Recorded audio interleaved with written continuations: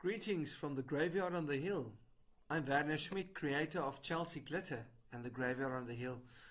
And before I dive into the prologue, I'd like to introduce you to a bit of a shorthand, some symbols, a symbolic representation of what I use throughout the novel. And that is a star cross, and a star-crossed star, which smacks of, it looks a little bit like that which we see on tombstones. And all I want to say is, it is for you, the reader, dear reader, to figure out what I meant with the star cross, and the star-crossed star. Prologue. Solo.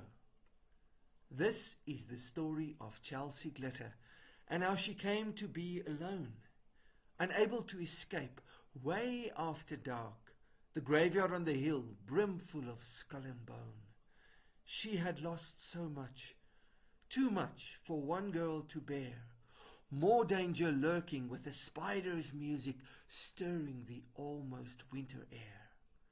The ancient yew tree cut a sombre shadow under the stony, watchful eye of the chapel gargoyle, presiding over all who came to die. But first, we need to turn the clock back 7 mysterious days. Chelsea Darg's parents and 11-month-old Felix on the highway to a birthday party, about to forever part their ways.